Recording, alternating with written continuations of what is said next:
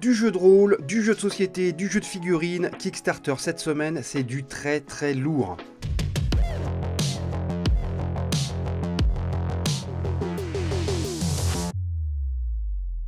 Bonjour à toutes et à tous, bienvenue dans Kick Parade, salut Swan. Salut Arwan. Bon, on va peut-être entrer dans le vif du sujet là parce que il y a du très très cool. Franchement, il n'y a pas de temps à perdre, il y a quasiment que des nouveautés et il y a beaucoup de choses très intéressantes. On va commencer en 10e position avec Hippocrate, 140 000 euros, 2034 contributeurs. Il reste quelques jours seulement avant la fin de cette campagne. C'est un jeu de placement où vous allez gérer vos patients en tant que médecin. Évidemment, vous êtes dans la Grèce antique. Vous avez donc les instruments de l'époque pour soigner les gens. Et donc il va falloir gérer vos patients en fait et devenir l'un des médecins les plus prestigieux de la cité. Ouais, et il a une originalité, je trouve, dans sa thématique, c'est que il y a beaucoup la notion de morale qui va entrer en considération. Forcément, le serment d'Hippocrate. Exactement, entre le choix des patients, est-ce qu'on va prendre le plus malade ou est-ce qu'on va prendre le premier arrivé? Est-ce que on va essayer d'aller pactiser avec un médecin qui a des méthodes douteuses pour tenter de faire un truc? Donc il va y avoir un côté très d'association puisque les connaissances de l'époque sont limitées. Et ils ont vachement réussi à retranscrire ça dans le gameplay. Je trouve ça assez intéressant. Je pense que C'est vrai que c'est un jeu historique, ouais. à mon avis, parce que c'est pas le serment d'Hippocrate pour rien. Tu vois, c'est quand même le papa de la médecine moderne, on va dire. Enfin, je pense, je suis pas un spécialiste, loin de là, mais je pense que c'est un rapport. C'est peut-être le premier qui a justement amené toute cette histoire de morale, la déontologie face aux patients, etc., etc. Oui, bah c'est ce qui leur sort en tout cas. Je trouve que ça donne vraiment envie et tu sens le sujet maîtrisé. Mais c'est vrai que Game Brewer qui fait ce projet il y a quelques temps, il y a pas si longtemps que ça d'ailleurs, il avait fait Stroganoff aussi. Ouais. Pareil, extrêmement référencé, etc. Ça sortait pas de n'importe où, donc on sent le gros jeu, mais avec les très bien ficelé autour des thématiques. Donc assez intéressant comme projet. 9e place, Board Royal, New Expansions and Second Printing. Alors Board Royal, comme on dit dans Pulp Fiction, c'est un jeu qui a un an, quelque chose comme ça. Je crois qu'il avait été première édition et d'un an. Donc, comme son nom l'indique, c'est un Battle Royale, c'est-à-dire que vous allez vous affronter dans une arène. Alors l'arène là, c'est pas vraiment une arène, c'est comme dans Battle Royale, le film japonais, là c'est dans la nature en fait, c'est sur une île. Tout à fait. Et donc vous avez des decks de cartes pour vous affronter. Et donc là il y a une nouvelle extension, il y a plein d'extensions. C'est plein de boîtes de cartes que vous allez rajouter. Il y en a qui existaient déjà, il y en a des nouvelles. Donc vous avez du nouveau matériel, des nouveaux personnages. Et vous avez aussi la possibilité de jouer en coop. Voilà, c'est ça que ça apporte aussi, cette nouvelle mouture. Et pour cela, ils créent des nouvelles extensions avec des ennemis, parce qu'il faut bien des ennemis. Donc il y a des zombies, il y a un deck de cartes de zombies, il y a un deck de cartes d'animaux sauvages. Une fois que tu as mis, si tu prends vraiment le all-in, ton petit jeu, on va dire, d'affrontement de Battle Royale devient un jeu assez conséquent avec une grosse rejouabilité. Oui, mais c'est vrai que c'est ce qu'ils indiquaient à la base. Ils s'étaient vraiment appuyés sur les succès vidéoludiques de jeux dits Battle Royale comme Fortnite ou PUBG. Et puis finalement, c'est vrai que la mécanique, comme tu peux pas mettre 100 joueurs autour d'une table, je pense qu'ils se sont un peu rendus compte qu'on finissait un peu par tourner en rond. En plus, quand un joueur était éliminé, tant que les autres n'avaient pas fini leur partie, ils faisaient rien. Donc apparemment, cette extension est née d'une demande des joueurs de créer un système coopératif ou avec un système de points et pas d'élimination permanente, de façon à ne frustrer personne autour de la table. Et je trouve que finalement, ça s'est transformé en véritable jeu de survie, parce qu'on va trouver des éléments, on va devoir les récupérer, les crafter pour pouvoir fabriquer des objets qui vont nous permettre d'être plus efficaces face aux autres joueurs, tout en se faisant évidemment des petits coups de salaud avec les copains autour de la table. C'est la base. Ça reste, c'est la base.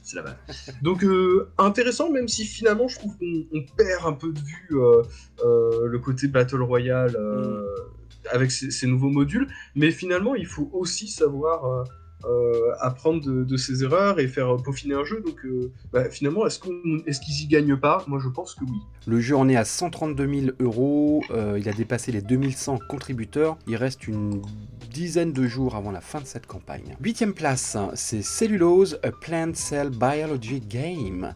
Il va arriver à 130 000 euros, quasiment 2500 contributeurs, c'est pareil, il reste une dizaine de jours. Donc là, on vous propose, c'est un jeu de placement et de gestion, on vous propose de gérer la biologie d'une plante, tout simplement, avec les cellules, je sais même pas quoi dire. Je suis nul en biologie, j'ai une tâche en biologie. La photosynthèse, c'est bon. Ouais, c'est pas mal. Mais tu devrais peut-être acheter le jeu finalement, parce que c'est un C'est ce que peu je me suis dit. C'était le jeu parfait éducatif pour les CSP+. Tu vois. C'est ça. Mais c'est un peu on va dire, la marque de fabrique de ce créateur et de cette gamme, parce que quand on voit les différents projets qu'ils ont créés, alors ça va être sur la biologie, sur la physique, sur voilà, essayer de rajouter un côté éducatif dans un jeu de plateau, donc finalement c'est plutôt intéressant. Si vous voulez faire réviser leurs cours de bio et de physique-chimie à vos gamins sans que ça soit trop pénible pour vous, et ben voilà, vous sortez Cellulose. Ils avaient fait Cytosis, hein, qui était dans le même mood. Hein. Oui, tout à fait. 7ème position, allez on arrive dans du jeu de rôle, il y a c'est Runes of Symbaroum for 5e. C'est donc un jeu de rôle, c'était un jeu de rôle à part entière, suédois, qui a été créé en 2016, et là ils adaptent donc ce jeu de rôle, ce monde de Symbaroum, à Donjons et Dragons 5ème édition. Bon, en tout cas, le jeu en est à 260 000 €, 2484 contributeurs, c'est beaucoup. Il reste une grosse dizaine de jours avant la fin de cette campagne. On va dire que le monde avait déjà ses fans, puisque c'est un jeu qui a désormais 5 ans, mais je pense que l'éditeur y est aussi pour quelque chose, puisque c'est Free League, et Free League c'est l'éditeur de jeux de rôle suédois qui a le plus la hype en ce moment, parce qu'ils éditent Alien, Tales from the Loop, ils ont fait une campagne il n'y a vraiment pas très longtemps pour reprendre le jeu de rôle du Seigneur des Anneaux One Ring, donc c'est vraiment un éditeur qui a le vent en poupe, et on sait que leur production est nickel. Voilà, à chaque fois c'est super bien fait, super bien illustré, beau matériel, donc je pense que il n'y a aucune raison que ça déroge à la règle pour celui-là. Bah, d'ailleurs, je trouve qu'il y a pas mal de similarités, quand tu parlais de la qualité du matériel, entre ce qu'ils m'ont proposé là et ce qu'ils proposaient pour l'anneau unique, que ce soit en termes de dessin. Il y a cette espèce d'amour pour les cartes. On voit d'ailleurs qu'on en débloque énormément dans les stretch goals, qu'elles sont très détaillées, etc. Pareil pour les vieux ouvrages reliés cuir, etc. Je trouve qu'on est sur une campagne qui est assez similaire, mais avec une autre ambiance, etc. Mais c'est vrai qu'ils ont cette espèce de patte graphique qui leur appartient, et finalement c'est pas plus mal quoi. Tu jettes un coup d'œil à la campagne et tout de suite tu as fait qui te vient en tête. C'est plutôt bien joué de leur part. Ouais, on est vraiment dans la dark fantasy là. 6ème place, c'est Grim Hollow, The Monster Grimoire. Je savais pas que ça se disait comme ça en anglais aussi. 290 000 €, quasiment 3600 contributeurs, énormément de jours avant la fin de la campagne. Il reste plus de 20 jours avant la fin de la campagne, donc ils ont de quoi vraiment augmenter. Il s'agit d'un sourcebook pour Donjons & Dragons 5ème édition, non officiel bien entendu, donc dans le monde de Grim Hollow. Donc c'est pareil, ça c'est aussi de la dark fantasy, il y a pas mal de similitudes avec celui d'avant, c'est pareil, il y a beaucoup de cartes, il y a beaucoup d'illustrations, il y a beaucoup de choses qui se débloquent. Là en plus il y a des figurines, très franchement, que je trouve pas... que je trouve pas super. Moi, il y a un truc qui m'a un peu choqué, c'est que, t'as différents pledges évidemment, mais il y a un pledge à 250 $ et le suivant à 380 $, et la seule différence entre les deux, c'est les protège-cartes, ok ? Et quand tu regardes dans les add-ons, t'as une liste d'add-ons à la fin de la page de Kickstarter, où t'as les prix par add-on, et là tu vois que les card binder, donc les protège-cartes, sont à 35 $. Donc je ne comprends pas la différence de prix en fait. Je sais pas si c'est de l'enfilage pur et simple, ou il y a un truc qui m'échappe, je ne sais pas. Mais en tout cas, 380 moins 250, pour moi ça ne fait pas 35. J'ai beau être pas très bon en maths, quand même.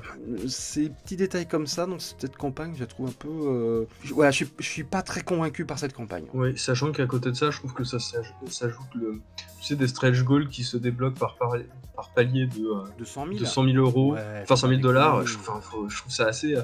à ce titre-là, j'ai un peu envie de dire, dans ce cas-là, autant ne pas mettre de stretch goals. Autant dire clairement, notre produit il est très bien comme il est, on n'a pas besoin d'ajouter des choses, on n'a pas envie de passer par ce système-là, ou alors on met des social goals, on trouve un truc, on dévoile les éléments au fur et à mesure, voilà. Mais là, 100 000 €, ça fait que c'est une campagne qui doit pas vivre énormément. Non. c'est un peu, ouais, c'est un peu dommage. 5e position, c'est encore une entrée, je vous dis, c'est le festival des entrées cette semaine. It's a Wonderful Kingdom, ça ressemble au nom d'un autre jeu qui s'appelle It's a Wonderful World, et pour cause, c'est le même éditeur. Alors par contre, c'est pas le même jeu. Il y a on va dire des similitudes. Ça, c'est un jeu exclusivement pour 2 joueurs, et vu le gameplay, l'ambition, je trouve, je ne sais pas si tu seras d'accord, qu'il y a vraiment de la part de l'éditeur, la boîte de jeu, l'ambition de frapper très très fort dans le jeu en duo, comme Seven Wonders Duel l'a fait, avec de créer vraiment un classique avec des extensions et une gamme qui va durer dans le temps. Je ne sais pas si tu as la même impression, mais je trouve que il frappe assez fort avec ce It's a Wonderful Kingdom. Oui, bah il y aurait presque un top dans le top à faire, tellement cette campagne, je trouve qu'elle est incroyable, tellement elle a des qualités sur tous les points. Bon, bah déjà, effectivement, déjà, rien que l'éditeur, la boîte de jeu, c'est vraiment un éditeur de confiance. C'est peut-être un des seuls éditeurs qui arrive à livrer ses projets en avance. C'est ce qui était arrivé avec It's a Wonderful World, qui est à l'écoute des backers, qui propose, bah là, finalement, un jeu qui est pas cher pour ce qu'il propose. Sachant que, contrairement aux autres campagnes qu'on va voir ou qu'on voit actuellement, il n'y aura pas de taxes. Les taxes sont incluses dans le projet.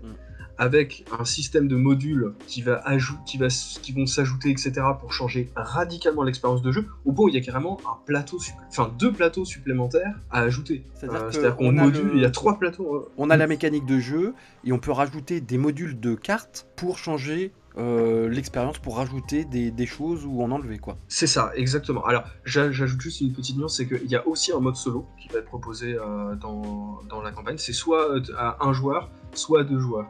Et effectivement, en fait, on commence avec des decks de cartes, et en fonction du système de jeu, est-ce qu'on veut un jeu de bluff, est-ce qu'on veut un jeu agressif, est-ce qu'on veut un jeu de conquête, etc. Et ben on va retirer certaines cartes pour en ajouter de nouvelles, et en termes de composants, ça va aller jusqu'à retirer le plateau central pour en proposer un autre avec un système de placement, de conquête de territoire, etc.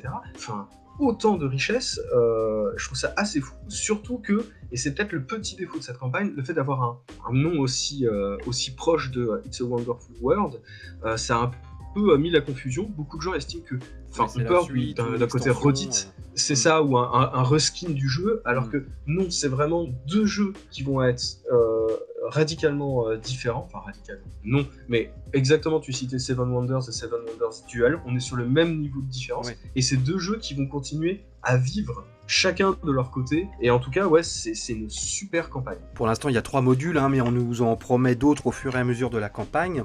D'ailleurs, j'en profite pour dire les chiffres, 215 500 €, 3 730 contributeurs, il reste une dizaine de jours, et il y a aussi beaucoup d'interactions entre les joueurs, parce qu'il y a un système, comme tu l'as dit, de bluff, il y a un système où tu vas pouvoir pourrir la main de ton adversaire avec des cartes, donc bravo. 4e place, c'est une campagne pour Donjons et Dragons, Ouroboros. Donc c'est un univers, c'est assez particulier parce que c'est un univers en fait qui a été créé par un monsieur qui est assez connu dans le monde du jeu vidéo, qui s'appelle Chris Metzen, qui a beaucoup bossé pour Blizzard Entertainment, qui a notamment fait partie de l'équipe de StarCraft. C'est quelqu'un qu'on a sous le capot, et qui faisait, quand il était ado, une campagne de jeu de rôle traditionnel, qui s'appelait Ouroboros, et donc qu'il a créé, et il la met cette fois sur Kickstarter en version, on va dire, professionnelle entre guillemets, et pour cela il a ramené aussi des ex de Blizzard, donc il y a une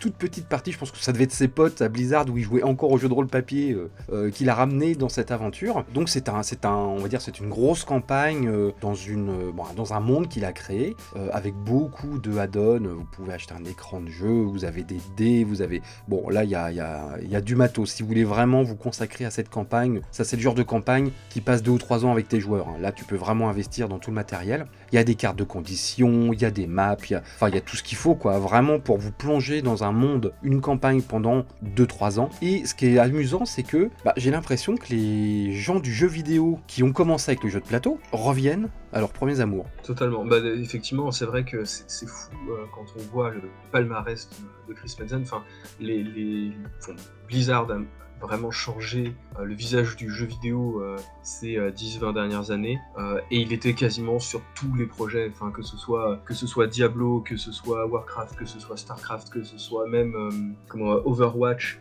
il était derrière tous ces jeux-là, et forcé de constater que je pense, au niveau des illustrations, au niveau du lore, etc., qu'on va retrouver peut-être certains liens, notamment avec Warcraft, hein.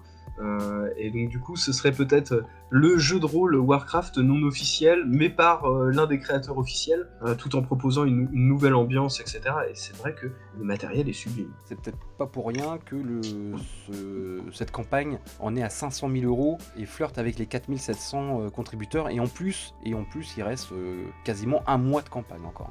Troisième position, alors on va dire que c'est le triple A de la semaine. C'est le gros jeu de plateau de la semaine, jeu de plateau, jeu de figurines. C'est Monster Hunter World, The Board Game. Ça fait un petit moment qu'on vous en parle. Pourquoi ? Parce que il y a quelques semaines, un autre jeu dans lequel on chasse des monstres à coup de grosses figurines avait cartonné sur Kickstarter, c'était Primal The Awakening, et on s'était dit, est-ce que ça va couper l'herbe sous le pied de l'adaptation officielle de Monster Hunter ? Pour l'instant, on peut pas dire que oui, on peut pas dire que non plus. Il en est à 2 millions d'euros, 9300 contributeurs. C'est une campagne très courte, on va en parler qu'une seule fois cette semaine, parce qu'après ça sera fini. 2 millions d'euros en quelques jours, on peut pas dire que ça soit mauvais, mais je suis pas sûr qu'ils fassent les chiffres de Primal The Awakening non plus. Oui, bah, je pense d'ailleurs qu'ils ont opté pour une campagne courte pour qu'on évite de trop se pencher sur les mécaniques qui sont plus que bancales, je trouve.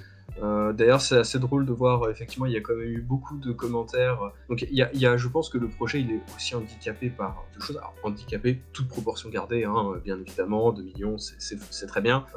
Après, avec une telle licence, ils partent quand même avec un net avantage.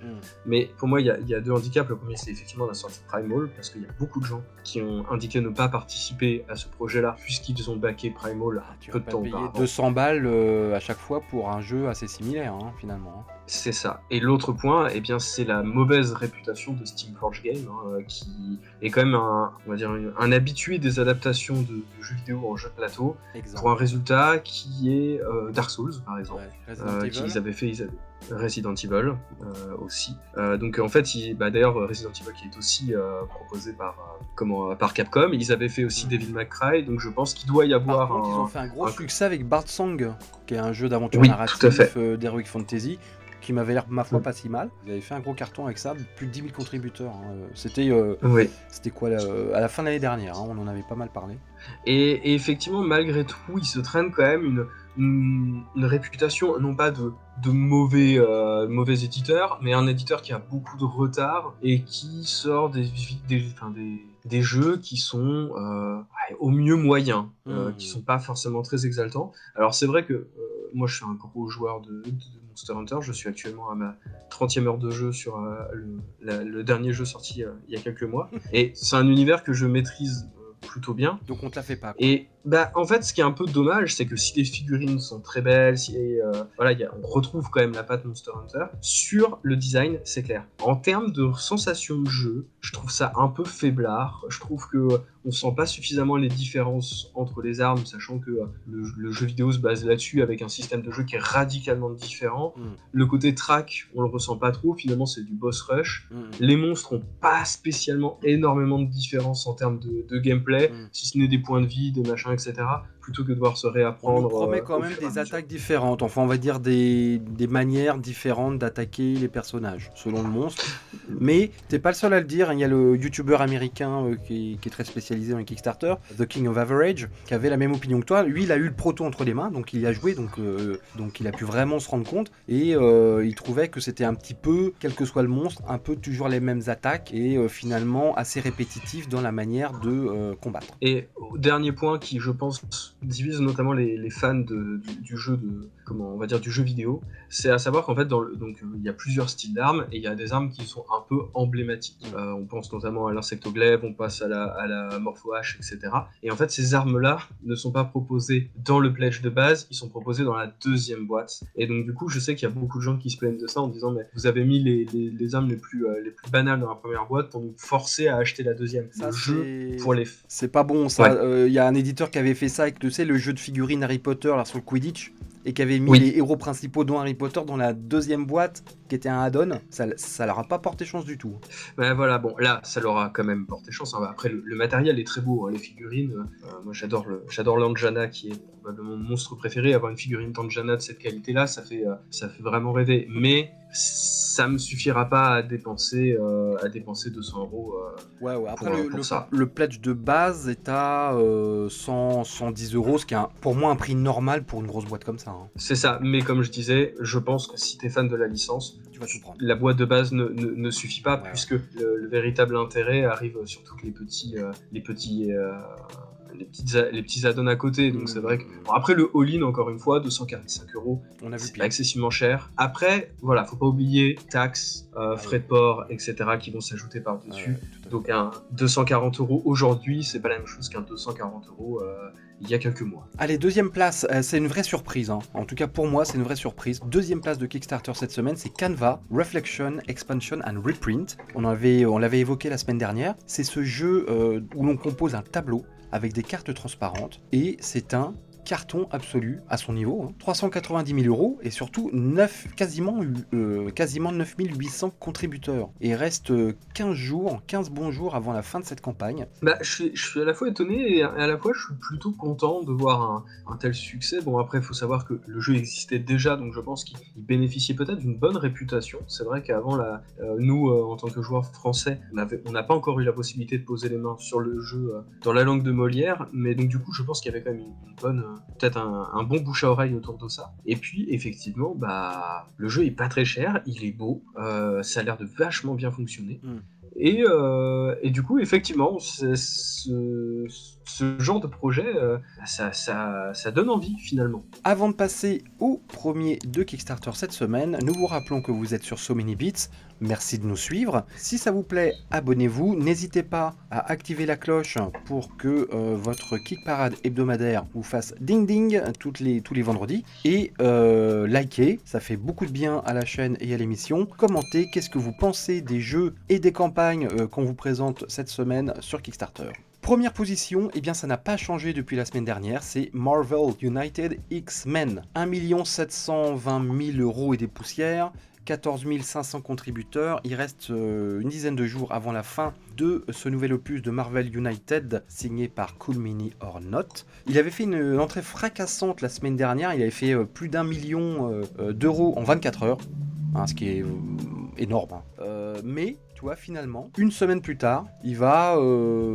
voilà, oui, il a un très bon chiffre, mais j'ai l'impression que ça s'est un petit peu tassé. J'ai l'impression qu'il y avait une énorme attente, que, on va dire, 60% des gens qui le voulaient absolument l'ont backé dans les 24-48 heures. Et puis là, bah, ils essayent de glaner ce qui reste, quoi. Bah, c'est vrai que c'est un peu le ressenti qu'on peut avoir, parce que oui, il a plusieurs jours là déjà depuis son lancement. Monster Hunter, à titre d'exemple, il a 6000 backers de différence alors qu'en une journée. Après, c'est le genre de campagne, on l'a vu même avec le dernier Zombicide, c'est au début à la fin, et t'as toujours un gros ventre mou actuellement. Peut-être parce que je saurais pas expliquer, parce qu'autant il y a des campagnes qui se maintiennent un petit peu. Pourtant, Cool Mini or Not, on peut pas dire qu'ils laissent mourir leur campagne. Hein. Ils sortent régulièrement des add-ons, il y a beaucoup de stretch goals, donc ce sont quand même des campagnes qui vivent. Hein. Bah, c'est vrai que après, je pense que...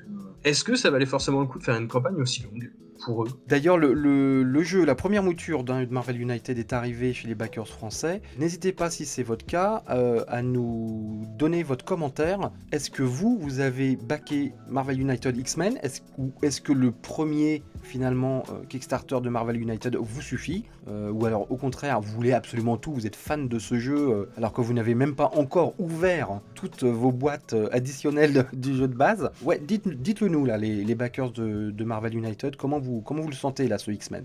Ça nous intéresse. Et bien voilà, nous sommes arrivés au bout des 10 jeux les plus populaires sur Kickstarter cette semaine. C'était assez dense. On a essayé de faire une émission pas trop longue, malgré on va dire la qualité des projets présentés. On vous retrouve la semaine prochaine.